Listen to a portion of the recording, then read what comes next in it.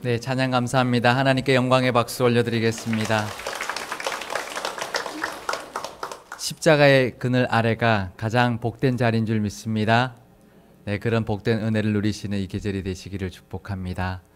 옆 사람과 인사하시겠습니다. 반갑습니다. 네, 축복합니다. 사랑합니다. 에펠탑을 아시나요? 가보셨습니까? 저는 못 가봤습니다. 아마 에펠탑을 모르는 사람 거의 없을 것입니다. 이틀 전이었던 지난 3월 31일이 에펠탑이 건립된 지 128주년이 되는 날이었습니다. 에펠탑은 1889년에 프랑스 시민혁명 100주년을 기념하여서 파리에서 있었던 엑스포에 때 세워진 것이었습니다. 그 당시 세계에서 가장 높은 건축물이 되었지만 검은색 철로 만들어진 300m짜리 구조물이 예술의 도시 파리에는 전혀 어울리지 않는 흉물이라는 그런 비난이 파리 시민들과 예술가들에게서 쏟아져 나왔습니다. 항의가 너무너무 거세지자 결국 프랑스 정부는 20년 후에는 철거할 것을 약속했습니다. 그리고 20년이 지난 후에 약속대로 에펠탑을 철거하려고 했습니다. 그러자 그 여론이 어땠을까요? 여론은 오히려 20년 전과는 정반대로 에펠탑을 철거하지 말자, 그대로 두자는 것이었습니다. 왜 그랬을까요? 20년 동안 매일매일 그 에펠탑을 보다 보니까 정이 들어버렸습니다. 그렇게 흉물스럽게 여겨졌던 그 철제 구조물은 이제는 파리의 명물이 되었고 1991년에는 유네스코 문화유산까지 되었습니다. 아마 근대에 세워진 그런 건축물이 문화유산이 된 것은 아마 드물 것입니다.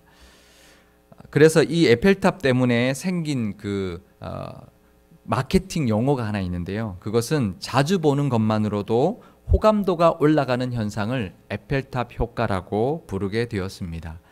그래서 이 에펠탑 효과를 광고에서 많이 씁니다. 우리가 TV를 볼 때마다 봤던 광고 또 보고 그러는 것이 바로 이 에펠탑 때문입니다. 매일매일 보다 보면 우리도 모르게 그 제품을 사게 되는 것이 바로 이 에펠탑 효과입니다. 우리 신앙에도 이런 에펠탑 효과가 있습니다. 그것은 바로 십자가입니다. 예수님 당시에는 가장 흉물스럽게 여겨졌던 십자가가 이제는 우리 믿는 사람들에게는 은혜의 상징물이 되어버렸기 때문입니다. 예수님은 그 십자가를 지시기 위하여 제자들과 함께 어린 나귀를 타고 예루살렘으로 입성하셨습니다. 예수님은 예루살렘에 들어가시자마자 가장 먼저 하신 일이 있었습니다. 그것은 바로 성전으로 가셔서 장사하는 사람들을 다 내쫓으신 것이었습니다.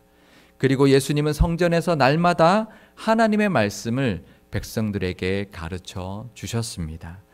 그러자 대제사장들과 서기관들과 장로들이 예수님께 무슨 권위로 여기서 말씀을 가르치냐고 따지며 물었습니다. 그러자 예수님께서는 세례 요한의 세례가 하늘로부터 온 것이냐 아니면 사람으로부터 온 것이냐를 물으시면서 그것에 대답하지 않으면 나도 너희들의 질문에 대답하지 않겠다라고 하시면서 그들의 공격에 대항했습니다. 그러자 서기관들과 대제사장들은 예수님의 그 질문에 답하기가 아주 곤란한 질문이었기 때문에 결국 답하지 못했습니다. 그래서 어떻게 하면 예수님을 책잡을 수 있을까 고민하면서 돈으로 사람을 매수하였습니다. 그리고는 그 사람들을 보내서 예수님께 이렇게 질문했습니다. 가이사에게 세금을 바치는 것이 옳습니까? 아니면 옳지 않습니까? 그 질문을 하며 예수님을 함정에 빠뜨리려고 하였습니다. 누가복음 20장 22절의 말씀을 우리 함께 읽어보겠습니다.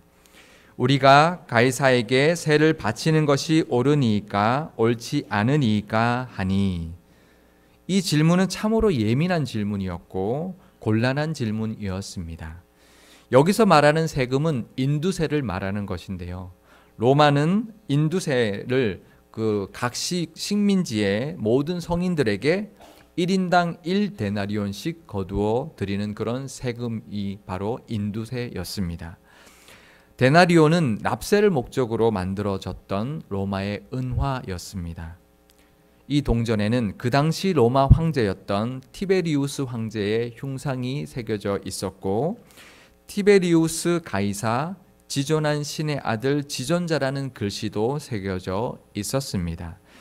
그러니까 데나리온이라는 이 동전은 정치적인 목적도 있었지만 종교적으로도 로마 황제를 우상화하기 위하여 만들어졌던 화폐였습니다. 그래서 유대인들은 이 동전을 가지고 다니는 것조차도 우상 숭배로 여겼습니다. 그래서 평상시에는 그 동전을 사용하지도 않았습니다. 그런데 이 질문에 대하여 만약에 예수님께서 세금을 내야 된다고 말씀하신다면 유대인들에게 외면을 당할 수밖에 없었을 것입니다. 왜냐하면 그 당시 일부 과격한 유대인들은 인두세 납부하는 것을 거부하였습니다. 그리고 세금을 내는 사람일지라도 어쩔 수 없이 내고 있었기 때문에 만약 예수님께서 세금을 내야 된다고 대답하셨다면 종교 지도자들은 그것을 빌미로 예수님을 반민족주의자로 몰아갈 수 있었고, 하나님을 거역하고 황제를 숭상하는 우상 숭배자로 정죄할 수 있는 그런 상황이 될 수 있기 때문이었습니다. 반대로 만약에 예수님께서 세금을 내지 말아야 된다고 말씀하신다면 로마에 반역하는 것이 되기 때문에 종교 지도자들은 이번에는 얼마든지 예수님을 로마 총독에게 고발할 수 있었고 잡혀가게 할 수 있기 때문이었습니다. 예수님께서는 그들의 간사한 꾀를 꿰뚫어 보셨습니다. 그리고 명답 중에 명답을 하셨습니다. 누가복음 20장 24절에서 25절의 말씀을 우리 함께 읽어보겠습니다. 데나리온은 하나를 내게 보이라. 누구의 형상과 글이 여기 있느냐? 대답하되 가이사의 것이니이다. 이르시되 그런즉 가이사의 것은 가이사에게, 하나님의 것은 하나님께 바치라 하시니. 예수님은 그들에게 데나리온 하나를 보여달라고 말씀하셨습니다. 그러자 그들은 가지고 다니는 것만으로도 우상 숭배로 여겼던 그 동전을 대뜸 내어 놓았습니다. 그리고는 그 동전에 누구의 형상과 누구의 글이 있느냐고 물으시자 그들은 가이사의 것이 새겨져 있다고 말했습니다. 그때 예수님께서는 가이사의 것은 가이사에게, 하나님의 것은 하나님께 바치라라고 명답을 해 주셨습니다. 사실 이 질문은 종교 지도자들 자신들의 고민거리에 관한 것이었습니다. 그들은 로마 정부와 유대 백성들 사이에서 양쪽의 눈치를 보는 그런 입장에 있었습니다. 그들은 자신들의 기득권을 유지하기 위하여 로마 정부의 지지가 필요했고요. 또한 유대 백성들의 인정도 필요했기 때문이었습니다. 그들은 더 이상 종교인이 아니었습니다. 유대 백성들과 로마 정부 사이에서 줄다리기를 하는 정치꾼일 뿐이었습니다. 그들에게 관심사는 기득권을 지키는 것밖에 없었습니다. 그것만이 목적이었습니다. 그렇기 때문에 하나님의 뜻에는 관심이 없었습니다. 메시아가 오는 것도 그들에게는 필요하지 않았습니다. 그런데 여기서 예수님께서 가이사의 것은 가이사에게 바치라고 하신 것은 무엇을 의미하는 것일까요? 우리는 이 세상에서 살면서 해야 할 일들이 있습니다. 하나님의 자녀이지만 이 세상에 살고 있기 때문에 마땅히 해야 할 일이 있습니다. 회사를 다닌다면 그 회사에 최선을 다해야 합니다. 서울 시민이라면 시민으로서 해야 될 도리를 마땅히 해야 합니다. 이 나라의 국민으로서 해야 할 의무도 당연히 해야 합니다. 우리는 하늘나라의 시민이지만 이 세상에 살고 있기 때문에 국가의 법과 사회의 질서를 따라야 하며 인간의 도리와 의무를 다해야 합니다. 그것이 가이사의 것은 가이사에게 바치라는 예수님의 가르침입니다. 하지만 우리는 거기서 그쳐서는 안 됩니다. 우리는 거기서 더 나아가 우리를 통하여 우리가 속해 있는 곳이 하나님의 복을 받게 해야 합니다. 우리의 가정, 우리가 속해 있는 직장, 우리가 경영하는 사업장, 우리가 거래하는 거래처가 우리 때문에 하나님의 복을 받아야 합니다. 왜냐하면 그것은 가이사의 것도 결국은 하나님의 것이기 때문입니다.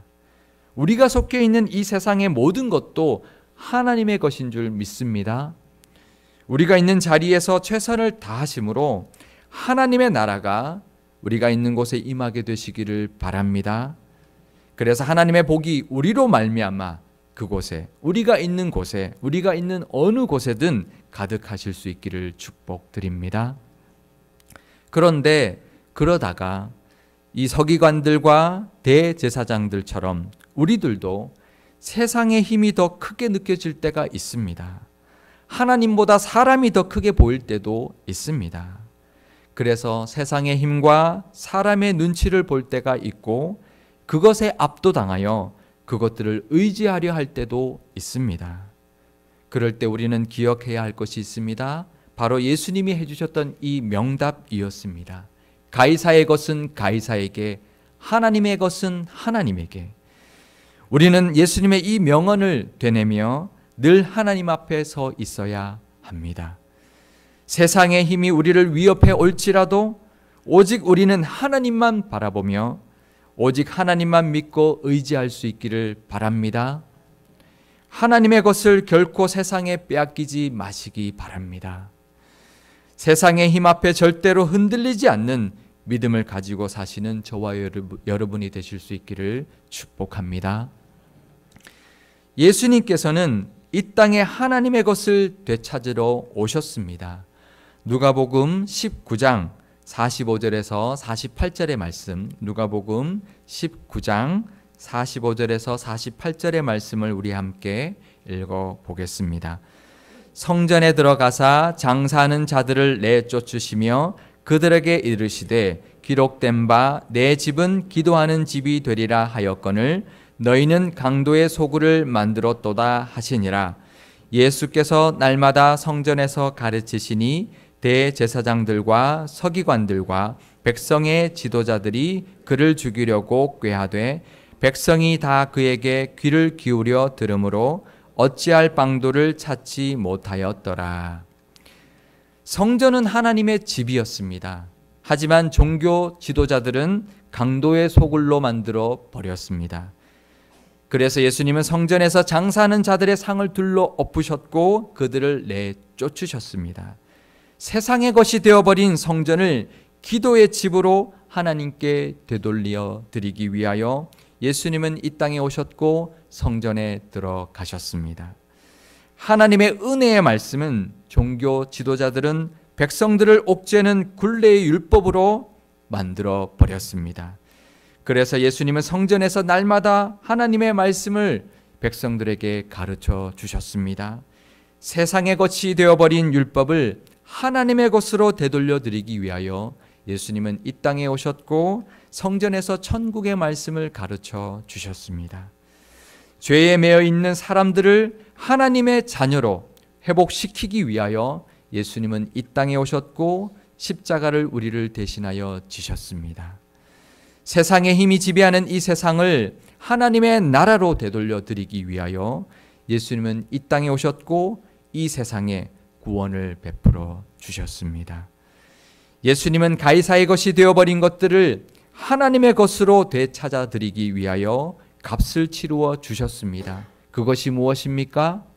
그것은 바로 십자가입니다. 예수님께서 십자가에 못 박혀 죽으심으로 모든 가이사의 것들은 하나님의 것으로 되돌아왔습니다. 이제 우리가 속해 있는 곳을 예수님의 십자가를 통하여 하나님께 올려드릴 수 있기를 바랍니다.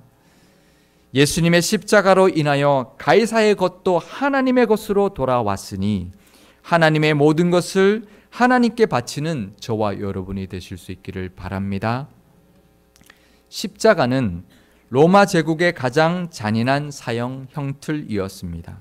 십자가형은 도망친 노예들이나 강도들이나 반란자들에게만 사용했습니다. 그 형이 너무나 잔인했기 때문에 로마 시민권자들에게는 금지되었던 형벌이었습니다. 십자가에 달린 죄수는 보통 3일 정도 버텼는데요. 뜨거운 햇볕과 탈진과 짐승들의 공격들 때문에 고통당하며 서서히 죽어갔습니다. 그래서 로마 황실에서는 십자가라는 말도 입에 담지 못하게 하는 금기시했던 그런 단어가 바로 십자가였습니다. 그렇게 흉측한 사형 형틀이었던 십자가는 이제 우리에게 은혜의 상징물이 되었습니다.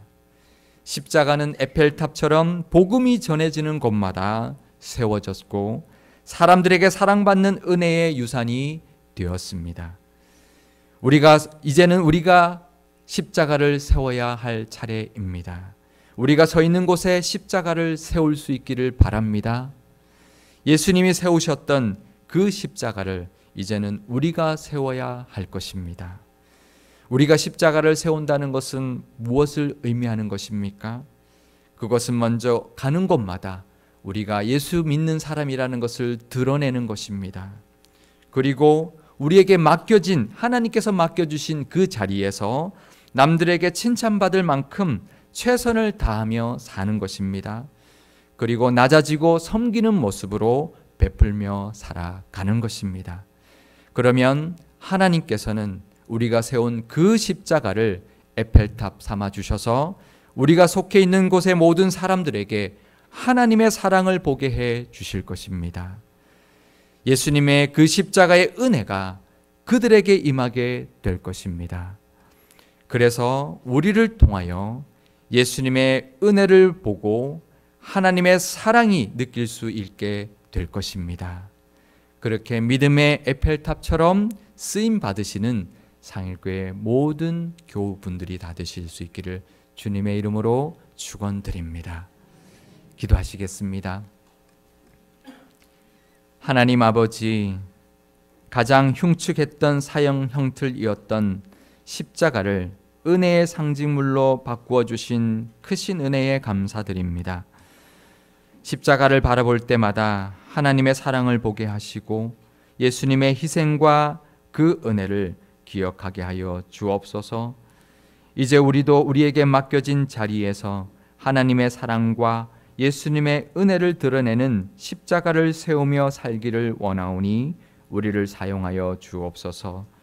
우리 교회도 하나님의 것을 하나님께 바치는 데 최선을 다하며 이 지역에 주님의 십자가를 높여 세워드리는 거기에 귀하게 쓰임받는 교회가 되게 하여 주옵소서. 우리 주 예수 그리스도의 이름으로 기도드리옵나이다. 아멘.